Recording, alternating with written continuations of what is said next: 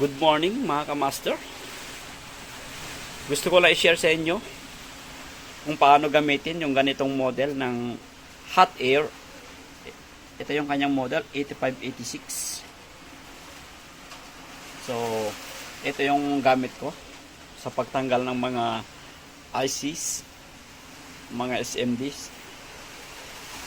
So bali ang power switch nya nandito sa likod. So, andito siya. So, pag switch natin to,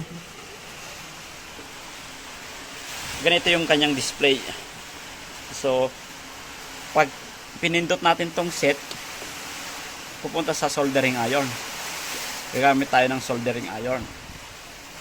Pag pinainit natin, ito yung temperature control nya. Up.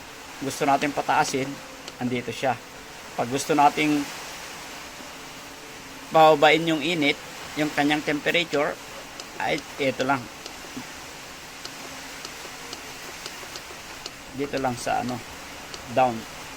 So, pag sinet natin ulit, pag pinindot natin sa set, dito naman tayo sa rework. So, ito naman, ito yung adjustan ng kanyang hangin. Flow air. Ito. So, at ito naman yung kanyang socket sa kanyang hot air. So, at ito naman yung kanyang soldering.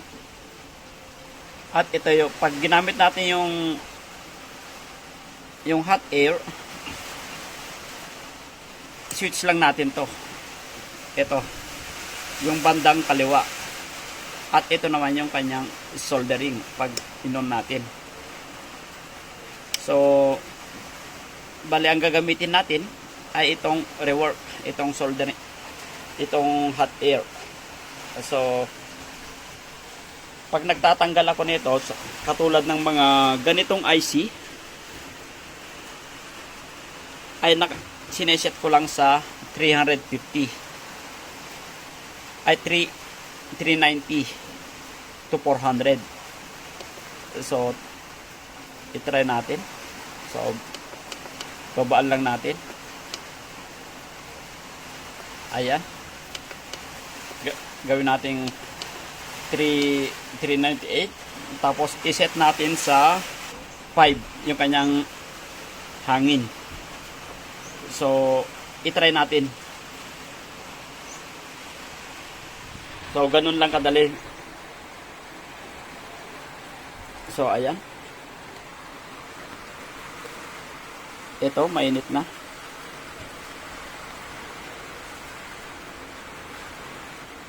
Yan, yung temperature niya. Tumataas na. So, ayan, naka-maximum na. So, ayan, umiinit na. Ayan. So, try natin tanggalin to. Ito. Ito na, bali tinanggal ko yung socket dito. Baka madamay. Babalik lang natin pagkatapos. So, tapos gamitan natin ng flux. So, ito yung ginagamit ko. Maganda to. Hindi siya conductive. 0%. Lagyan muna natin. Ang pampadulas. Ayan. Para suwabe.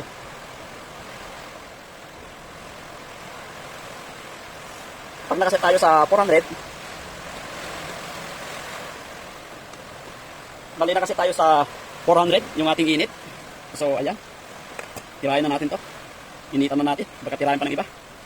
So, ayan.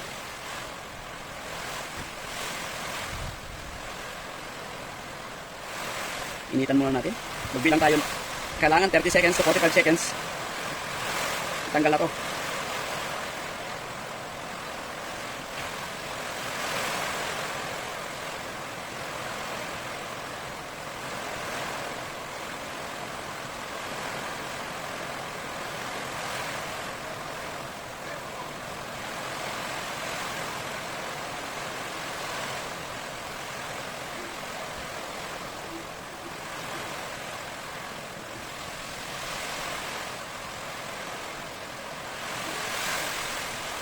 Ayan.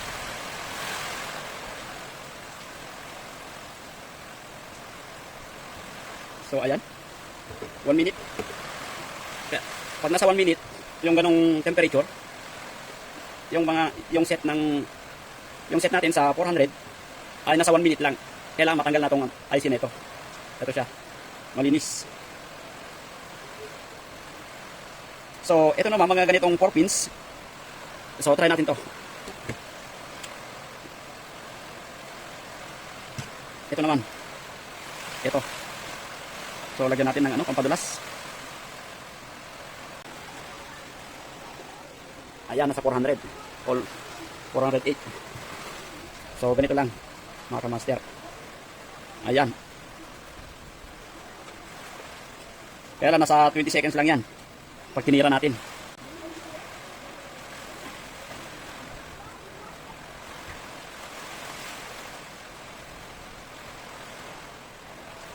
So, ayan. Nasa 20 seconds lang. Ganun lang magtanggal. Tanggal kagad. Ang pagbalik naman dyan, babalik natin to. Babalik natin to. Bago natin ibalik ito, kailangan linisin natin siya. Linisin muna natin itong IC. So, ayan.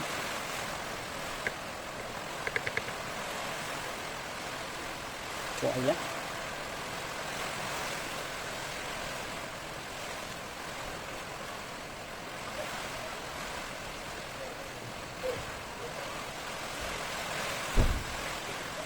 So, ayan, malinis na. Ang pagbalik nito, kailangan malinis. So, linisin ko lang. Ito yung pinanglilinis ko. Ito yung pinanglilinis ko dito.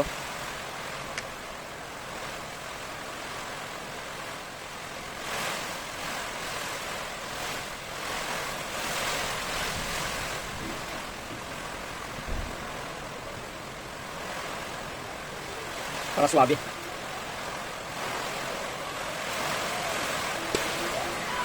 Kailangan meron din tayong panlinis ng soldering tip para laging malinis yung ating tip.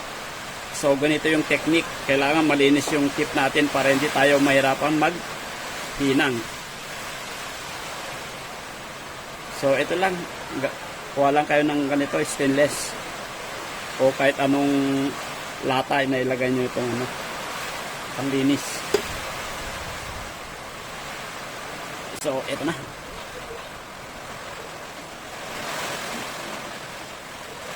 Lagyan ulit natin ng pampadulas para kapit na kapit.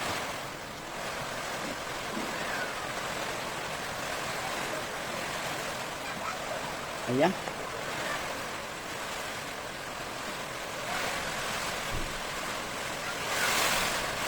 So, gamitan na natin ng hot tip.